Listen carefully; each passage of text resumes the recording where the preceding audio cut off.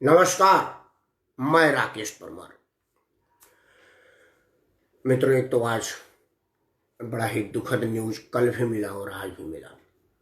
कल बड़े ही मकबूल अदाकार इरफान साहब का दुखद देहांत हो गया। वो कैंसर से पीड़ित थे। उसी कैंसर ने एक और शानदार अभिनेता श्री ऋषि कपूर साहब का जान ले लिया। ये लगातार दिनों में दो मकबूल अदाकार का जाना मुंबई फिल्म इंडस्ट्रीज के लिए और सिनेमा के चाहने वालों हम जैसे सिनेमा प्रेमियों के लिए एक गहरा आघात है, बड़ा क्षोभ वाली बात है। मैं उन दोनों ही महान कलाकारों को अपनी हार्दिक श्रद्धा सुमन अर्पित करता हूँ।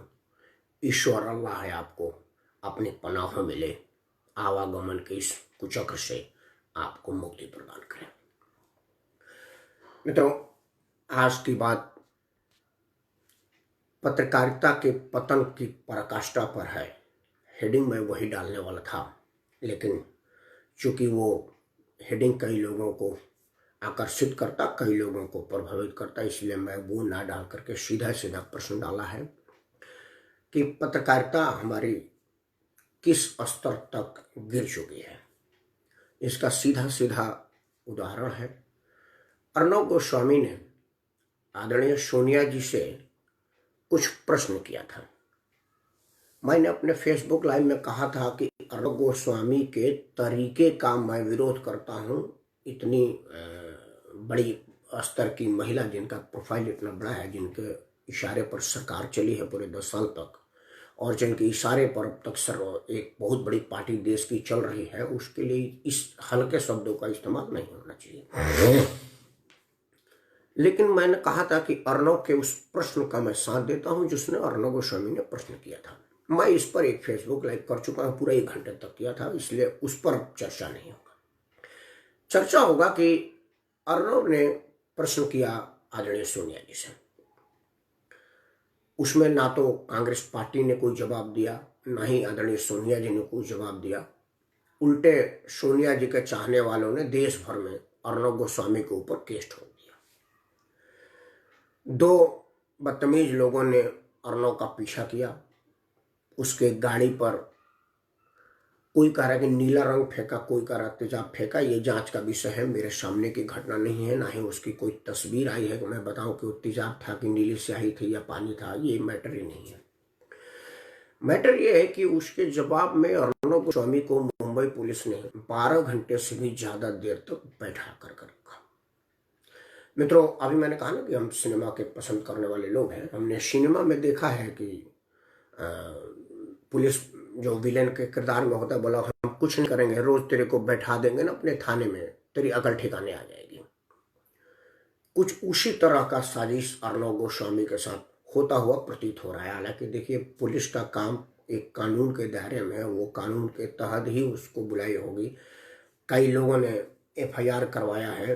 अभी ये मुंबई पुलिस की तरफ से बयान नहीं आया है कि अर्णव गोस्वामी को किस लिए बुलाया था। अर्णव गोस्वामी की तरफ से बयान आया हुआ कि हमने कंप्लेंट किया था, नामजद FIR किया था जिन लोगों ने हमको पीछा किया, हम पर हमला करने का प्रयास किया। अर्णव गोस्वामी का आरोप, कांग्रेस का जवाब, ये दोनों अलग अलग मैटर है। मैं इस पर बात नहीं कर रहा। मैं बात उस तरीके पर कर रहा हूं कि अर्णव गोस्वामी ने प्रश्न किया, इसके प्रश्न के प्रति प्रश्न में आप पुलिस के द्वारा उसको 12 घंटे से ऊपर बैठाएंगे, तब जबकि वो जिसको आप बैठाए हुए हैं उसकी एक वहैसियत है, वो वहैसियत पत्रकार इस देश में जाना जाता है। अब इस प्रश्न को हम यहीं रोकते हैं। जो मुझे उससे भी ज्यादा दुखद लगा, मैं उस पर बात करता हूं। अर्णव गोस्वामी आदरणीय सोनिया जी के विषय में हल्के शब्दों का प्रयोग किया, भारी शब्दों का प्रयोग किया, ये ऐतराज मैं जता चुका हूं। सोनिया जी जितनी बड़ी महिला के लिए इस तरह की हल्के शब्दों का प्रयोग अर्णव को शोभा नहीं देता। अर्णव एक बहुत ऊंचा दर्जे का पत्रकार है, उसके मुंह से इस प्रश्न का ऐसे उच्चारण करना ठीक नहीं है। लेकिन अमित, मैं सभी लोगों का प्रश्न पढ़ूंगा, कृपया बने रहना, मैं पहले अपनी बात रख लूं। लेकिन उसके प्रश्नों के मैं साथ हूं। खैर, जो ऐतराज के योग्य मेरा बात है वो बात मैं आपको बताऊं अर्णव गोस्वामी से भी पहले बोलती पत्रकारिता, मतलब कैमरा के सामने माइक पकड़ करके जो पत्रकारिता का शुरुआत हुआ हमारे देश में, उसके जनक थे एसपी सिंह जी, सुरेंद्र प्रताप सिंह जी। हमारे गाजीपुर जिले का रहने वाले थे, इस वजह से मेरा थोड़ा उनसे लगाव भी था, उनके प्रति मेरे मन में सम्मान भी था, और समाचार को एक देखने का नजरिया बदल दिया उन्हें। उनका स्लोगन आता था मुस्कुराता हुआ, दाढ़ी के पीछे से उनका आता था कि ये थी खबरें आज तक, इंतजार कीजिए कल तक। ये डीडी नेशनल पर आता था। वैसे कई लोगों को पता नहीं होगा कि कोई डीडी और डीडी मेट्रो करके एक चैनल होता था, बाद में उसको नेशनल बन गया और एक डीडी न्यूज बन गया। मतलब जो अमित है उनको पता नहीं होगा कि अमित का तो उम्र ही उस वक्त नहीं होगा जिस वक्त अमित, मैं सारी बातें पढ़ूंगा, तुम बने रहना। तो क्योंकि अमित का तो उस वक्त तो जन्म ही नहीं हुआ था जिस वक्त डीडी मेट्रो और डीडी करके चैनल था, क्योंकि तो मेरे घर का बच्चा है, मुझे इसका जन्मदिन मालूम है। तो उस पर डीडी पर आता था। उस समय के ये दीपक चौरसिया, अजय कुमार, संजय पुगलिया, ये सब पत्रकार हैं। इनमें से दीपक चौरसिया को तो आप लोग हो हल्ला करते देखते होंगे, अजय कुमार को भी देखते होंगे, संजय पुगलिया आप नेफ्ट में चले गए हैं, मेरे ख्याल से जी बिजनेस में कहीं कर रहे हैं। मतलब वो स्तर नहीं है जिस स्तर पर वो लोग थे। इसलिए अजय कुमार का वीडियो बयान फेसबुक पर, मैं उसी को कोट करके आज का मैंने अपना फेसबुक लाइव लगाया हुआ है। अजय कुमार के विषय में बताने का, अजय कुमार अर्णव गोस्वामी से पुराना पत्रकार है, टीवी में वो पहले बैच का पत्रकार है। जैसे कहा जाता है ना कि 1948 में पहला आईएएस बैच हुआ था, इसी अप्रैल महीने में, उसी तरह से वो पहले बैच का पत्रकार है टीवी पत्रकारिता में, जो माइक पकड़ करके बोलते थे कैमरा के सामने। उस बैच का पहले बैच का पत्रकार है अजय कुमार, दीपक चौरसिया, संजय पुगलिया। वो सब एसके सिंह के शागिर्द थे, एसके सिंह के लिए रिपोर्टिंग करते थे, एसके सिंह लोगों के सीनियर हुआ करते थे। तो इस मामलों में अजय कुमार अर्णव गोस्वामी से सीनियर है, पत्रकारिता में भी और टीवी पत्रकारिता में भी। इसलिए अजय कुमार के बात का महत्व है, और अजय कुमार के बात को मैं कोट करके आज की चर्चा जारी कर रहा हूं। अजय कुमार ने एक वीडियो बयान जारी किया कि आप चीखोगे, चिल्लाओगे, आपसे लोग प्रश्न नहीं करेगा, ऐसा कैसे हो सकता है? दो लोग आपका पीछा करें और आप उसको कह दो कि हमला हो रहा है, ऐसा कैसे होगा? आप प्रश्न पूछेंगे तो आपसे लोग प्रश्न नहीं पूछ सकते। मतलब लबो ने तो आधा घंटे से ऊपर बोला, सारी बातें बोलूंगा तो मैं अपनी बात भूल जाऊंगा। मतलब कि अजय कुमार ने टोटल अर्णव गोस्वामी के पूरे एपिसोड को ड्रामा बताया, गलत बताया, अर्णव के पत्रकारिता को गलत बताया, और ये बोला कि अगर आप पर हमला हो रहा है तो सही हो रहा है, क्योंकि अगर आप किसी पर हमला कर रहे हैं तो सही है। ये प्रश्न मित्रों, यहीं से मुझे पत्रकारिता के गिरते स्तर का दुखद एहसास हो रहा है। मैं पहले भी बता चुका हूं कि अर्णव गोस्वामी के बात करने की लहजे को मैं बिल्कुल जायज नहीं मानता, लेकिन अर्णव गोस्वामी ने जो प्रश्न पूछा है बाहैसियत पत्रकार, उसका जवाब तो बनता है ना आदरणीय सोनिया जी को देना। पत्रकार का ये काम है कि वो सही गलत उल्टा सुल्टा, पत्रकार कैमरा लगा बोला जी आप चोर हैं, आप उसको थप्पड़ नहीं मार सकता, बोले कि मैं चोर नहीं, बस सिंपल बात। वो आपको बोले क्या है आप क्रिमिनल हैं, वो बोल सकता है, उसका राइट है। आप उसके उस पर इसके लिए उस पर कोई केस नहीं बनता। कोई भी पत्रकार, अभी आदरणीय अटल बिहारी वाजपेयी जी तो अब नहीं रहे, अब नरेंद्र मोदी जी भाजपा के बहुत बड़े नेता हैं, प्रधानमंत्री हैं। कोई भी पत्रकार जिसके पास पत्रकारिता का परमिशन है, वो माइक ले जाकर बोलेगा मोदी जी आप चोर हैं, मोदी जी उस पर केस नहीं कर सकते, उसको पिटवा नहीं सकते। वो कहेंगे कि नहीं मैं चोर नहीं, बस सिंपल। ज्यादा से ज्यादा मोदी जी कहेंगे कि मेरी छवि खराब है, मैं तेरे पर मानहानि का केस करूंगा, ये वो कर सकते हैं। ये उनका उस पर एफआईआर, उस पर क्रिमिनल एक्टिविटी का केस नहीं किया जा सकता। अब अजय कुमार ने जो किया वो अपने मर्जी से किया, क्योंकि अब पत्रकार पक्षकार हो गया है, जनता का कोई पत्रकार है नहीं। तो अजय की पत्रकारिता अपना है, दीपक चौरसिया की अलग है, सुरेंद्र चौधरी की अलग है, सुधीर चौधरी की अलग है, सबका अलग अलग है। अब पत्रकार के बुलाने के बाद पार्टी की प्रवक्ता बेमतलब आ रहे हैं, उनकी कोई आवश्यकता नहीं है, पत्रकार ही पार्टी का काम कर रहे हैं खूब बढ़िया से, ये देखा गया।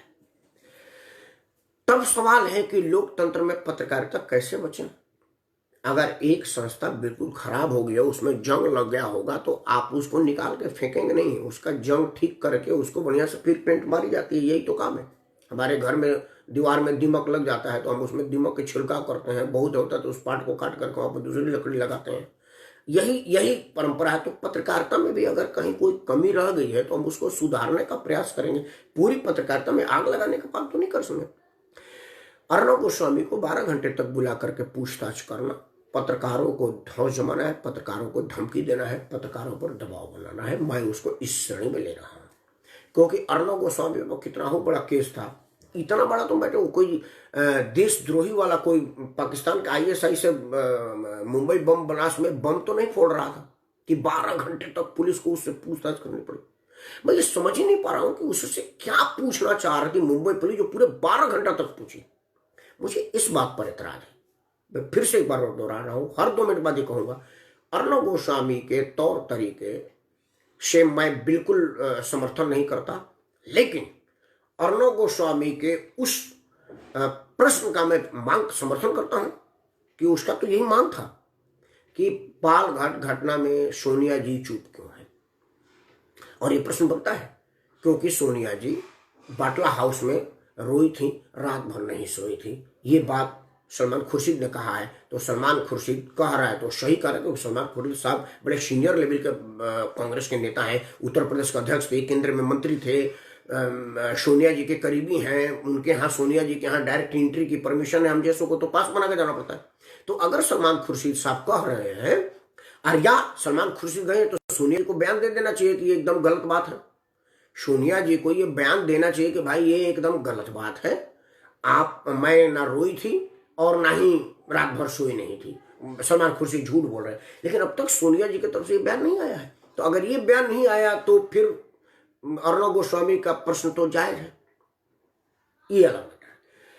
मेरा मैटर है कि एक पत्रकार को 12 घंटे बुला करके पूछताछ किया जा रहा है और दूसरा पत्रकार उसका समर्थन कर रहा है। पत्रकारिता में जंग लगने की शुरुआत नहीं है, जंग लगने की अंतिम पराकाष्ठा है।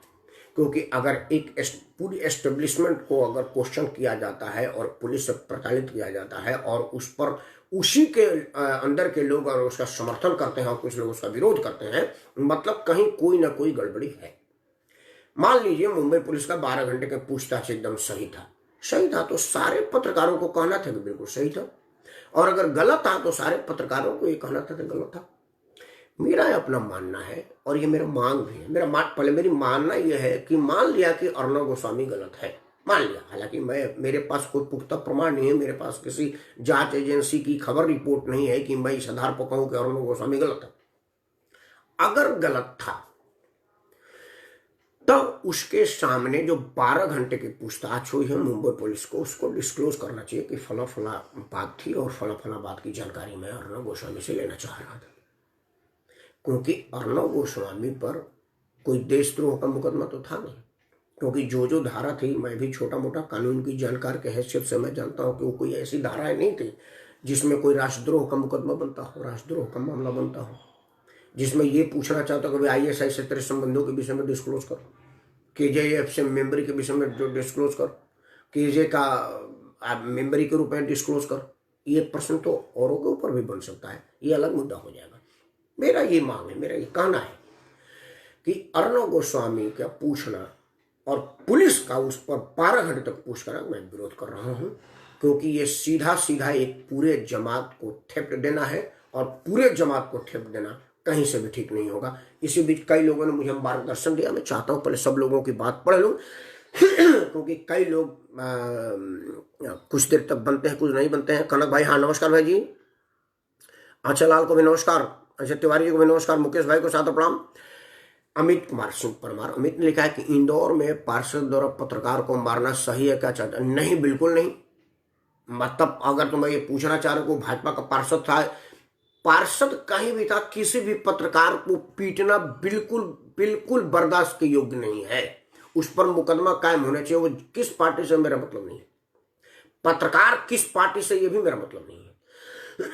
पत्रकार बिल्कुल अब पार्टी के हो गए हैं, लेकिन फिर भी उस पर को पीटना गलत बात है। आपका उस पर विरोध है, केस कराइए ना, जैसे कई कांग्रेसियों ने अर्णव गोस्वामी पर पूरे देश भर में केस किया है। उसमें से मेरे कई जानने वाले, मेरे बहुत नजदीकी मित्र ने भी केस किया हुआ है, जिसको मैंने फेसबुक पर भी लिखा था कि ये गलत है।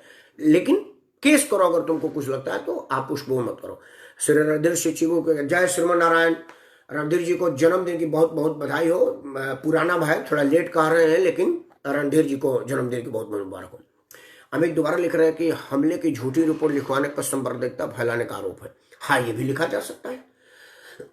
अमित, आप अगर ये आपके कहने पर, मैं अपने तरफ से नहीं कर रहा हूं, लेकिन मुंबई पुलिस का अभी कोई बयान नहीं आया है कि अर्णव गोस्वामी झूठी खबरें फैला करके सांप्रदायिकता फैला रहा था। पहली बात। दूसरी बात कि अर्णव गोस्वामी जिन लोगों के ऊपर केस लगाया, बोला है, जो नामजद किया है, वो दोनों को दोनों हिंदू है। अर्णव गोस्वामी हिंदू है, तो इन दोनों पर सांप्रदायिक उन्माद कहां से फैला जा रही है, कौन मेरे को समझाओ। क्योंकि उन जिन लोगों पर नामजद एफआईआर करवाया है, वो दोनों लोग पकड़े गए हैं, वो दोनों लोग धर्म से हिंदू हैं और अर्णव गोस्वामी का धर्म हिंदू है। तो अब एक हिंदू दूसरे हिंदू के ऊपर केस पड़ा, तो इसमें सांप्रदायिक एंगल कहां से हुआ, जरा ये मेरे को मामला समझाओ, तो मैं अगला बोलूंगा। कनक भाई नमस्कार। हाँ, विजय निशांत भाई को नमस्कार। कनक सिंह कंजेस तो महाराष्ट्र में है, वहीं पर जहां ये मामला बना है, उसी मुंबई शहर से बोल रहे हैं। कनक भाई को नमस्कार। कनक लिख रहे हैं कि मीरा रोड में गजनान चतुर्वेदी जी द्वारा सिर्फ एक डिलीवरी बॉय से सामान लेने से मना करने पर उन पर एफआईआर होना कहां तक उचित है। महाराष्ट्र की सरकार इस टाइम दबाव की सरकार है। अभी वहां के मुख्यमंत्री की स्थिति बिल्कुल सांप छुछुंदर वाली हो गई है। कल वो आदरणीय नरेंद्र मोदी जी के श्री चरणों में शास्त्रांत दंडवत किए टेलीफोन के माध्यम से।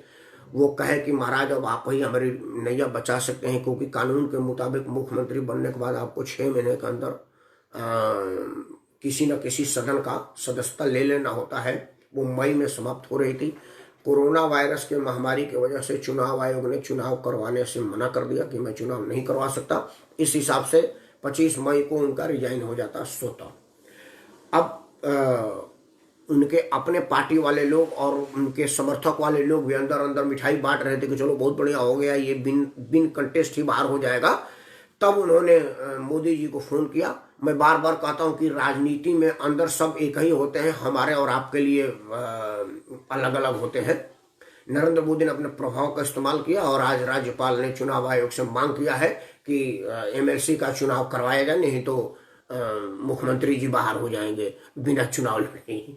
तो वो उन लोग एक में ही है। तो इस टाइम मीरा रोड वाली जो आप घटना की बात कर रहे हैं, वहां पर एक्चुअली क्या होगा कि अभी इस टाइम जो भी थोड़ा बहुत उनका संस्कार रह गया है ना माननीय मुख्यमंत्री जी का, उसको खुरच खुरच के कांग्रेस और एनसीपी उनसे निकाल देगी। उनके बाद उसका हाल उसका हो जाएगा, धोबी वाले का, ना इधर के रहेंगे ना उधर के रहेंगे। बाकी मैं बिप ना करना पड़े इसलिए मैं नहीं कर रहा हूँ, चूंकि मेरा संस्कार ऊंचा है। मैं कोई हल्की शब्दों का इस्तेमाल नहीं करना चाहता। उद्धव ठाकरे को एनसीपी और कांग्रेस धोबी के उसी की तरह से बना देगी कि ना उद्धव ठाकरे घर के रह जाएंगे ना घाट के रह जाएंगे। घर के तो अब वो रहे नहीं, करीब करीब उनको इसी कोरोना में, या वो जो साधु को पीट पीट के मारा गया था उसी केस में। असल में क्या है कनक भाई कि उद्धव ठाकरे में बचकाना है। असल में क्या हो गया था कि हमारे तरफ एक गांव में भोजपुरी में कहते हैं, कहावत आप भी भोजपुरी समझते हैं कि कुछ कुचवा गई हंस के चाल सीखे तो अपना चाल भी भूला गई। मतलब एक पंछी होती है जो हंस का चाल सीखने गई तो खुद अपनी भूल गई और उछल उछल करके चलती है, इसलिए उसको उछल उछल कर चल, अपना चाल भूल गई मैं कैसे चलती थी। उद्धव ठाकरे का यही हाल है। वो जोगी जी के मुकाबला करने लगे, क्योंकि जब पाल घाट में घटना हुआ तो जोगी जी फोन किए। चूंकि जोगी जी उत्तर प्रदेश के मुख्यमंत्री थे, वो जूना जिस अखाड़े से संबंधित है वो अयोध्या में स्थित है, तो अपने देश के एक नागरिक के बाहर में मौत होने के हैसियत से भी फोन किए थे। दूसरा वो साधु समाज से है तो साधु के बात पर भी उस हैसियत से भी फोन किए थे। तो जोगी जी इंटाइटल थे ये फोन करने का, तो जोगी जी ने फोन करके अपने नागरिक के हाल चाल और उसके मौत पर अपना विरोध दर्ज कराया। अब क्या हुआ कि एक बुलंदशहर में घटना हो गया। उस उद्धव ठाकरे ने तुरंत प्रति फोन में फोन कर दिया कि देखिए जी मैं बड़ा चिंतित हूं। अब अगर उससे योगी जी पलट के पूछ लेते कि भैया बुलंदशहर वाले मामले में आपका कौन सा कानूनी अधिकार बनता है भैया, इसमें वो जो साधु की मौत हुई है वो महाराष्ट्र के थे नहीं, जिसने मारा वो महाराष्ट्र के थे नहीं, और तुम उत्तर प्रदेश के नहीं हो, तो किस हैसियत से पूछे। बाहैसियत मुख्यमंत्री नहीं पूछ सकते। देश का नागरिक कहीं के बाद पूछ सकता है, लेकिन मुख्यमंत्री का शपथ ले लेने के बाद दूसरे राज्य के मामलों में दखलंदाजी होगी। ये कानून के परिधि में, सामाजिक परिधि में भी नहीं होंगे। लेकिन उद्धव ठाकरे की बात पता नहीं, उन्होंने कहा कि जोगी जी ने पूछा तो हम भी पूछ देते हैं। तो जोगी जी ने उनको बड़ा बढ़िया समझाया कि बच्चे अभी दूध पीते, बच्चे हो, अभी दूध के दांत टूटे नहीं है, अभी अखरोट खाने का प्रयास मत करो। मेरा नाम है जोगी, योगी आदित्यनाथ, मेरा मुकाबला नहीं कर सकते। बुलंदशहर की जो घटना हुई है वो हुआ था कि एक चरसी चिमटी चोरी करके बेचना, क्योंकि ये जो दिल में भी चरसी होते हैं ना, वो सड़क वाले ग्रिल काट के बेच देते हैं कबाड़ी वाले को। तो उसने साधु जी का चिमटी चुरा लिया था। बाद में जब साधु जी को पता चला तो उसको बड़ा फटकार लगाए थे, डांटे उठे थे, बोला मंदिर पर मत आया करो। अब जब रात में उसका नशा चढ़ा तो बोला यार इस साधु हमको डांट दिया, इसको मार देते हैं। तो दारू के नशे में उसने रात में मार दिया उसको। सवेरे होने से पहले वहां के लोगों ने उसको गिरफ्तार करके पुलिस के सुपुर्द कर दिया। वहां पर बुलंदशहर के कोई लोग पुलिस के विरुद्ध नारेबाजी नहीं कर रहे थे, पुलिस की अक्षमता पर प्रश्न उठा रहे थे, पुलिस अक्षम है ये नहीं कह रहे थे। जबकि महाराष्ट्र में उसके विपरीत था। महाराष्ट्र में था कि 3 भगवाधारी, 2 भगवाधारी और उसके ड्राइवर को एक भीड़ वहां पीट रही है, जबकि वहां का एक लोकल जिला पार्षद वहां पर है, एक पंचायत का सदस्य है, मतलब वहां 2-3-4 चुने हुए जनप्रतिनिधि और महाराष्ट्र का सिपाही है वहां पर। महाराष्ट्र पुलिस के समक्ष उसकी पिटाई हुई है। दोनों में उद्धव ठाकरे को समझ ही नहीं आ रहा है। ये है राजनीतिक अनुभवहीनता। तो इसीलिए वो जोगी जी पर नाले पर धाला मार रहे थे। और हमारे भोजपुरी में कहते हैं कि दूबे बने चौबे, छबे बने चौबे बन के आ गए वाला हाल होगा। वही हाल हुआ उनके साथ। अभय को शुभ आशीर्वाद। कनक भाई फिर लिखते हैं कि बिना जांच के ऊपर एफआईआर करना उचित। मैं बताया ना कि जोगी उद्धव ठाकरे को कांग्रेस और एनसीपी ना घर की छोड़ेगी ना घाट की छोड़ेगी। आप उनको देखिएगा, थोड़े दिन के बाद उनको बना के क्या रखेंगे। अक्षय तिवारी जी को नमस्कार, मैं बोल रहा हूँ। तिवारी जी सादर प्रणाम। तिवारी जी लिखे कि किसी को उसके नाम से सातर्थ ओरिजिनल नाम से बुलाना गुनाह नहीं। आपका कहना वो सोनिया जी के ओरिजिनल नाम से है। देखिए, कानून के और व्यवहार के परिदृश्य आप बिल्कुल ठीक कह रहे हैं, लेकिन अगर उसको कहने के पीछे आपका टोंट हो, आपका व्यंग हो, तो यह अनुचित बात है, क्योंकि सोनिया जी एक साधारण महिला नहीं है। वैसे भी तिवारी जी, हमारे यहाँ नारी सर्वत्र पूजते कहा जाता है। हम नारी को देवी का स्थान लाते हैं। हम नारी को माता बोलते हैं, बहन बोलते हैं। माता का स्थान दुनिया में सबसे बड़ा है। हम नारी को माता जी कह के पुकारते हैं। और सोनिया जी मेरे उम्र में तो माता जी, राहुल जी मेरे उम्र से 2 साल ही छोटे हैं हमसे, तो वो माता जी की हैसियत से हम जैसे लोगों के। अर्णव गोस्वामी का उम्र भी मेरे उम्र का है, अर्णव मेरे से छोटा ही है। तो अर्णव के निजी उम्र से सोनिया गांधी के माता जी की हैसियत में है। पहली बात उम्र के लिहाज से, भारतीय संस्कृति के लिहाज से। दूसरा, सोनिया जी एक सोनिया नहीं, आप समझ लीजिए, सोनिया गांधी एक ऐसी महिला है जिनके इशारे पर 10 साल सरकार चला है, जिनके इशारे पर अब तक कांग्रेस का सबसे ज्यादा दिन तक अध्यक्ष रहने का उनके पास रिकॉर्ड है। देश की सबसे पुरानी पार्टी कांग्रेस पार्टी है, जिसकी वो सबसे ज्यादा समय तक रहने वाली अध्यक्ष है। लोकसभा में कई बार लगातार अनबीटेबल चुनी हुई संसद सदस्य है। उनके लिए अगर कोई उनका नाम टोंट के रूप में ले, व्यंग के रूप में ले, मजाक के रूप में ले, वो गलत है। दूसरा क्या है कि अब कानून की बात आपको बता दूं तिवारी जी, कानून में यह है कि अगर मैंने अपना नाम चेंज कर लिया है, मैं अपना ही नाम बताता हूं। मेरा असल में नाम राकेश सिंह है, परमार नहीं था। परमार तो चूंकि दिल्ली में आया तो मैं एक जगह मैनेजर था, और मेरे ही बलिया का एक राकेश सिंह था, वो अकाउंट में ही काम करता था। चूंकि हम एचआर मैनेजर थे तो वो भी बाहर से अकाउंटे कहा जाता था। वो LIC का काम बड़ा करता था, तो बड़े उसके मांगने वाले आते थे जी, वो कुछ मिलने वाले आते थे, तो वो बार बार गार्ड करता था, सर आपका मिलने वाले। हाँ बोल, नहीं आप नहीं है। ऐसे बड़ा परेशानी होती, तो मैंने कहा ये बड़ा दिक्कत की बात हो गई। तो चूंकि हम परमार वंश के हैं तो हमने राकेश सिंह परमार लिखना चालू किया। उसका इतिहास क्या था कि मेरा जो TDS कटा, अकाउंट वाला राकेश सिंह परमार के नाम से काट दिया। TDS जमा करने की बात आई तो बोला सर पैन कार्ड दीजिए। मैं बोला पैन कार्ड तो मेरा राकेश सिंह है। और सर ये तो हमने राकेश सिंह के परमार के नाम से काट दिया, क्योंकि तब फॉर्म 60 बाद में भरी जाती थी। अब तो TDS तुरंत हाथ क्या जमा होता, उस वक्त बात नहीं थी। उस वक्त पैसा काट कर रख करके फिर पैन कार्ड उसके किया जाता था। तब हमारे नाम में सुधार किया गया। तो सुधार करने के लिए एक डिक्लेरेशन दिया गया, एक एफिडेविट बना, अखबार में नोटिफिकेशन निकाला, तब मेरा नाम राकेश सिंह परमार हुआ। अब मैं तकनीकी रूप से राकेश सिंह परमार ही हूं, इसलिए मैंने फेसबुक पर भी परमार लिखा है, कोई फर्जी नाम नहीं लिखा है। सोनिया जी बाकायदा एफिडेविट दे करके भारत की नागरिकता लिया और उनका नाम चेंज का जो कानूनी प्रक्रिया है वो प्रक्रिया का पालन किया। तो अब सोनिया जी का पुराना नाम से बुलाना भारत के कानून का भी उल्लंघन है, क्योंकि अब वो भारत के कानून में सोनिया गांधी है। जिस तरह से यूसुफ खान दिलीप कुमार थे, पूरी दुनिया उनको दिलीप कुमार जानती थी, वो यूसुफ खान जानती नहीं थी। इसलिए यूसुफ खान बुलाइए, उनको कोई बुरा नहीं लगेगा, दिलीप कुमार बुलाइए क्योंकि उन्होंने खुद ही अपना नाम दिलीप कुमार का। तो सोनिया जी भारत के संविधान में दिए अधिकार और कानून के तहत उन्होंने भारत की नागरिकता लिया और उसके बाद उन्होंने अपना नाम चेंज किया, क्योंकि भारत के संविधान में नाम चेंज करने का अधिकार है। मैं अपना ही कर रहा हूं, मेरा नाम राकेश सिंह से राकेश सिंह परमार हुआ है, मैं स्वयं नाम चेंज करने का हूं, बकायदा उसका एफिडेविट दिया है उस कमिश्नर को, चूंकि वो तो मैं खुद ही यही काम करता हूं तो मैंने खुद ही लिख करके दिया था और एक अखबार में एड निकलवाया था, उस अखबार की कटिंग लगाया था, तब जाकर के मेरा नाम चेंज हुआ है। तो सोनिया जी बाकायदे उन सब कामों का, कानूनों का पालन करते हुए एंटीना माइनोर से सोनिया गांधी हुई है। तो अब उनको उस नाम से पुकारना व्यंग होगा, उस ऊंची हैसियत का अपमान होगा, इस बात के लिए मैं उचित नहीं मानता। लेकिन मैं जो पूरा मुझे मालूम है कि सोनिया जी को अगर पुराने नाम से बुलाया जाएगा तो उनको बुरा नहीं लगेगा, लेकिन उनका फैन फॉलोअर भी है। सोनिया जी एक सोनिया नहीं है, राकेश का या राकेशवा, राकेश परमार, परमरवा, कुछ भी कहिए, एक आदमी बुरा नहीं मानेगा। लेकिन अगर वही नरेंद्र मोदी जी को आप कुछ कहते हैं तो देखे ना, मोदी जी को एक बात बोलो तो 1000 लोग ट्विटर पर ट्रेंड करने लगते हैं। सोनिया जी का भी वही है, सोनिया जी का भी फैन फॉलोअर कोई नरेंद्र मोदी के मुकाबले आया तो दुनिया का कोई फैन फॉलोअर नहीं, लेकिन फिर भी भारत में सोनिया जी का मानने वाले लोग समस्त भारत में एक होंगे।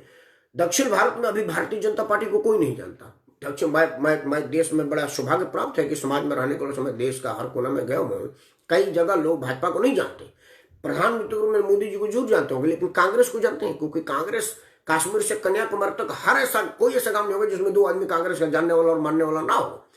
उसके अध्यक्षा का आप अपमान करेंगे तो बुरा लगेगा।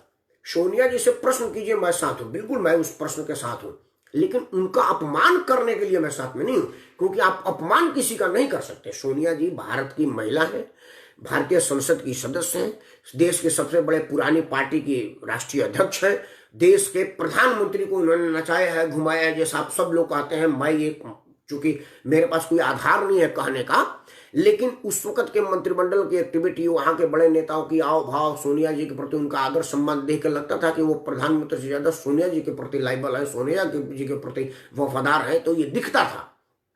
खुद वहां तब के प्रधानमंत्री जी ने सोनिया जी और राहुल गांधी जी के लिए अपना सर्वोच्च सम्मान प्रदर्शित किया है। उस आदमी, उस महिला का टोंट के रूप में इस्तेमाल किया ना, व्यवहारिक गलत है, कानूनन गलत है। अक्षय तिवारी जी, उनका अगर आप अपमान की तरह से कर रहे हैं तो ये गलत है। उनका नाम में कोई गलती नहीं, आप उनका नाम रखें, उससे कोई दिक्कत नहीं है। अमित ने दोबारा कहा कि पालघर हमले को सांप्रदायिक रूप दिया जा रहा है। पालघर हमला सांप्रदायिक है, उसमें रूप का है, मेरे समझ नहीं आ रहा। पालघर का मामला सीधा सीधा जो लोग क्रिश्चियन धर्म परिवर्तन करने के मुहिम चलाते हैं हमारे देश में, उन लोगों ने भगवाधारी को पीटा है, ये धमकाया है, ये कह करके कि कहीं इधर उनको बच्चा चोरी वाली बात नहीं थी, वो तो सरकारी संगूफा है। असल में वहां मामला ये था कि क्रिश्चियन कम्युनिटी वालों को ये संदेह था कि कहीं ये आदमी हिंदू धर्म के तरफ से तो नहीं आया, क्योंकि भगवा पहना हुआ है, क्योंकि हिंदू धर्म के परिवर्तन और क्रिश्चियन कम्युनिटी के विरुद्ध बोले में बहुत बड़ा देश का सन्यासी जेल में अंदर है। हमारे देश में, अमित तुमको पता नहीं है कि ओसामा बिन लादेन से भी ज्यादा खतरनाक अगर हमारे देश में कुछ है तो वो है क्रिश्चियन धर्म में तब्दील करने वाला गिरोह, क्योंकि उनका समर्थन अमेरिका का है, और अमेरिका के चौधरी का तो तुमको पता ही है, तुम तो पढ़े लिखे समझदार आदमी हो। मैं क्रिश्चियन कम्युनिटी का एक सीधा सीधा फेस किया, वो उचित नहीं है बोलना, अच्छा नहीं लगेगा, क्योंकि मैं स्वयं एक जगह फेस किया हूं, उनकी शक्ति का मुझे अंदाज आया है, सामना हुआ है क्रिश्चियन धर्म परिवर्तन वालों का। तो वो मामला था, वो सीधा सीधा सांप्रदायिक मामला था। सरकार चाहे कुछ भी करे, सरकार का ऑफिस पर्सन कैसे कह सकते कि सांप्रदायिक नहीं है, लेकिन ये टोटल सांप्रदायिक मामला है। उग्र भीड़ कोई दारू के नशे में नहीं आई थी। उग्र भीड़ में 10, 20, 50 में, तुम गांव में रहते हो इस टाइम, रात के 2 बजे 500 आदमी एक जगह लठ लेके आ जाता है क्या? आया कभी तुम्हारे गांव में? बताओ। 2, 4, 10 आदमी आजू बाजू के घर वाले तुम्हारे घर से आ जाए तो तुम्हारे घर ये गुगा के घर के आदमी आ जाएगा, बिना के घर का आदमी आ जाएगा, रविदास के घर का आदमी आ जाएगा, और हमारे तुम्हारे घर में 250 आदमी है क्या आज के तारीख में? गाँव में 250 आदमी का आना मतलब प्री प्लान था, रेंडम नहीं था। ये इतनी बात तो हमको समझ है और दुनिया भी समझती है। कनक भाई ने कहा है कि चतुर्वेदी जी बागी बलिया के रहने वाले हैं। देखिए, एक तो और दुख हो गया कि बलिया का है, अगर वो बलिया के नहीं भी हुए होते तब भी मेरे को उतना ही पीड़ा होती अगर चतुर्वेदी जी को उस आधार पर किया जाता तो। आदरणीय संजय कुमार सिंह, मैं संजय जी को सादर प्रणाम बोलता हूँ। अभी मेरे को दिख नहीं रहे हैं। संजय जी जेडीयू के बहुत बड़े नेता हैं बिहार के, और मेरे बड़े भाई की तरफ से हैं, उनका हैसियत बहुत है। आदरणीय संजय जी ने लिखा है, राकेश जी प्रणाम, आपको प्रणाम करने की जरूरत है संजय जी, आप आशीर्वाद दीजिए। उन्होंने लिखा, राकेश जी प्रणाम, अर्णव गोस्वामी स्वतंत्र पत्रकारिता नहीं करता है, वो किसी एक पार्टी के प्रवक्ता को में न्यूज पढ़ाने में किसी एक पार्टी का टारगेट करता है और सबूत नहीं रहे शीर्षक नेता को टारगेट करता है। अर्णव पत्रकारिता को गंदा अधिक बना दिया है। सोनिया गांधी पर इस तरह का टिप्पणी नहीं करनी चाहिए। संजय जी मेरे को दिख नहीं रहे हैं, लेकिन फिर भी उनका प्रश्न बड़ा जायज है, मैं बता रहा हूँ। संजय जी के माध्यम से मैं बताता हूँ। संजय जी का प्रश्न है कि अर्णव गोस्वामी स्वतंत्र पत्रकारिता नहीं करता। मैं पहले ही कह चुका हूं कि अर्णव गोस्वामी ही क्यों, आज के तारीख में कोई भी आदमी स्वतंत्र पत्रकारिता नहीं करता है। सबके सब पार्टी के पक्षकार हैं और एक पार्टी का पक्ष लेते हैं। आप देख लीजिएगा, मेरा उस दिन का वीडियो देख लीजिए, मैंने नाम भी रखा है। रोज रोज नाम रखना ठीक नहीं है। अर्णव गोस्वामी को मैं बिल्कुल निष्पक्ष पत्रकार, मैं तो उस दिन ये कहा था कि मैं अर्णव गोस्वामी को पत्रकार ही नहीं मानता, क्योंकि ये लोग पत्रकार होता है जनता का प्रश्न पूछने वाला, और ये जनता का प्रश्न पूछते नहीं। ये तो किसी खास आदमी के इशारे पर, किसी खास आदमी के स्क्रिप्ट पर, कोई खास प्रश्न किसी खास आदमी से पूछते हैं। ये पत्रकारिता नहीं है। मैं बिल्कुल ये बात को मानता हूं। मैं कहता हूं कि सोनिया जी के प्रति जिस तरह का शब्दों का इस्तेमाल अर्णव ने किया, वो बिल्कुल धिक्कार के योग्य है, बिल्कुल स्वीकार योग्य नहीं है। आपके प्रश्न का जवाब, लेकिन अब मेरा प्रश्न आपके प्रश्न पर। संजय जी, आप इस बात को तो मानेंगे ना भाई कि जो अर्णव गोस्वामी ने प्रश्न किया, क्या प्रश्न किया उसने कि सोनिया जी चुप क्यों? मैं उनके तरफ से नहीं कर रहा कि इटली की रानी चुप क्यों, नहीं, ये गलत तरीका है। मैं पूछ रहा हूं परम आदरणीय सोनिया जी चुप क्यों है? तब जबकि आप एक ऐसे घटना पर रात भर रोई नहीं, रात भर सोई, मतलब रात भर रोई और रात भर सोई नहीं, ऐसा सलमान खुर्शीद कह रहे हैं, और आपने भी अब तक इसका विरोध नहीं किया कि नहीं सलमान खुर्शीद झूठ बोल रहे हैं। ऐसा तब था जब दिल्ली पुलिस को एक टिप मिली कि कुछ आतंकवादी बटला हाउस में छिपे हुए हैं। दिल्ली पुलिस, गृह मंत्रालय का बयान था उस वक्त, इससे बड़ा राजनीतिक मुद्दा हो गया था, क्योंकि कांग्रेस पार्टी के महासचिव आदरणीय दिग्विजय सिंह ने कहा था कि वो स्कूल में पढ़ने वाले बच्चे थे।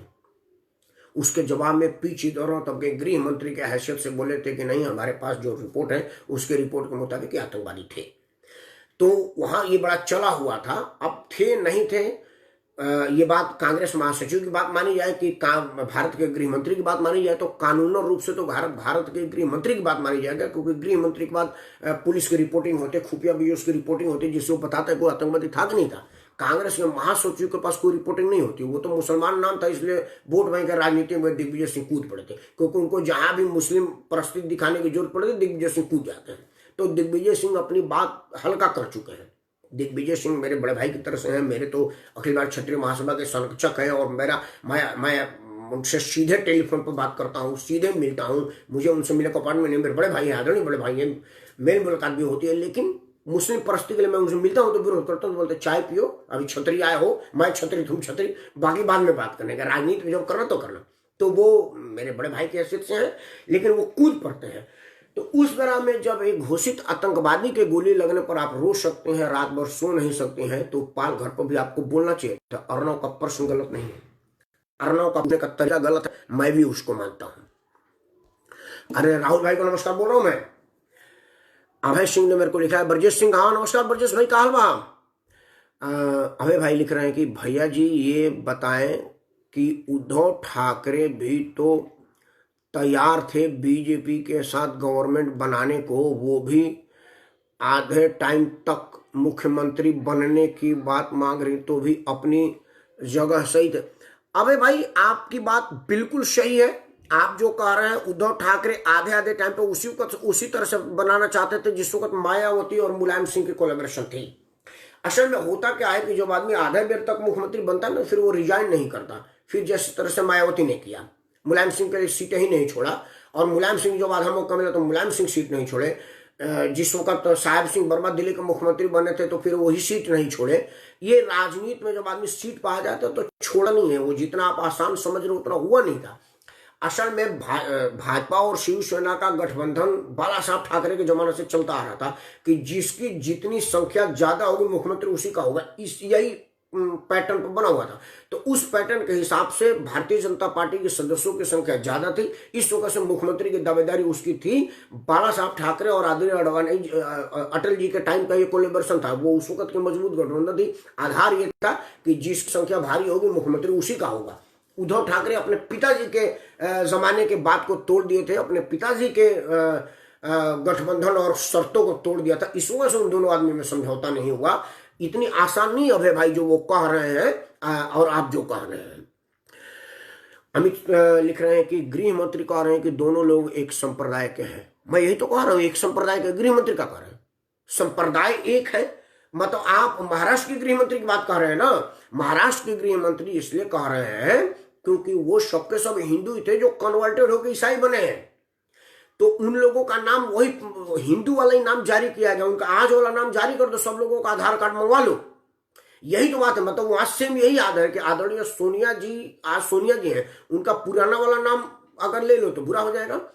जो गृह मंत्री ने नाम का लिस्ट जारी किया है वो नाम क्या है, उनके क्रिश्चियन बनने के पहले का नाम। जैसे मैं राकेश हूं, क्रिश्चियन बन करके अलवर्ट हो गया, तो वो अलवर्ट नहीं लिख रहे, राकेश लिख रहे हैं। तो जिन लोगों के नाम आए वो सबके सब कन्वर्टेड क्रिश्चियन है।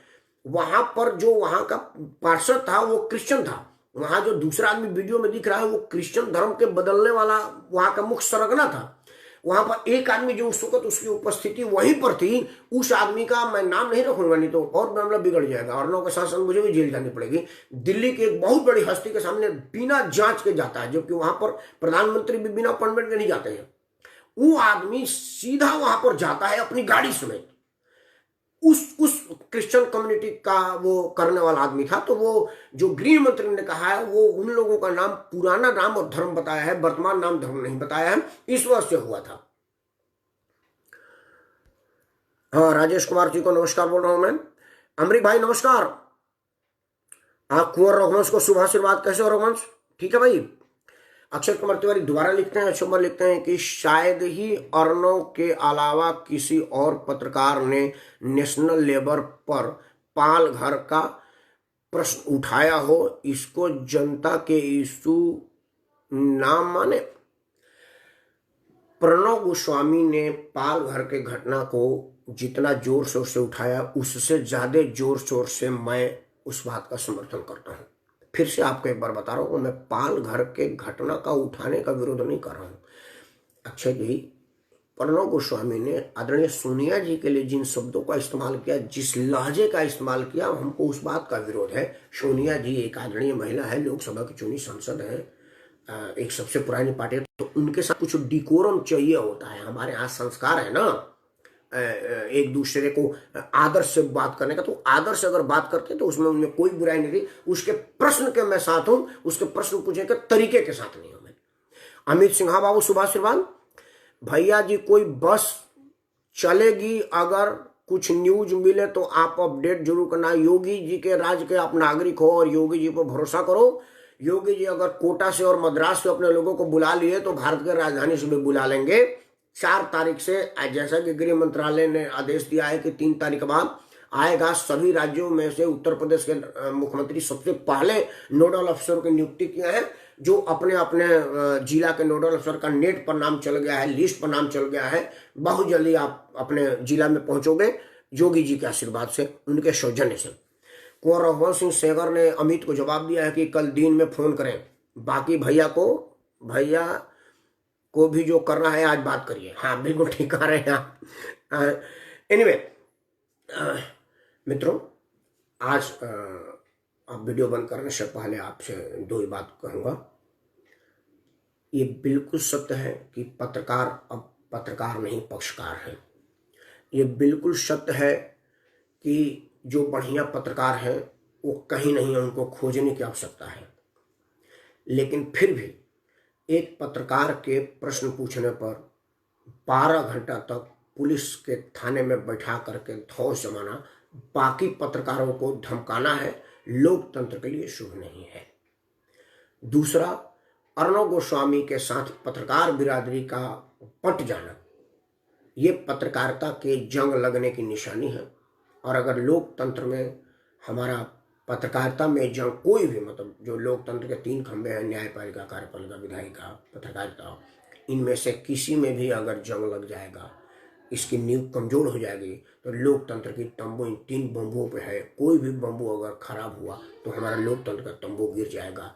लोकतंत्र देश में मजबूत रहे, हम सब लोगों की बात, हम सबों की आवाज बनने वाले पत्रकारिता की प्रतिष्ठा बनी रहे और वो निडर निर्भय होकर के पत्रकारिता करें। इन्हीं मनोकामना के साथ मैं राकेश परमार एक बात की प्रार्थना करता हूँ कि हारेगा कोरोना, जीतेगा हिंदुस्तान, घर में रहे हमारा हर इंसान। भारत माता की जय।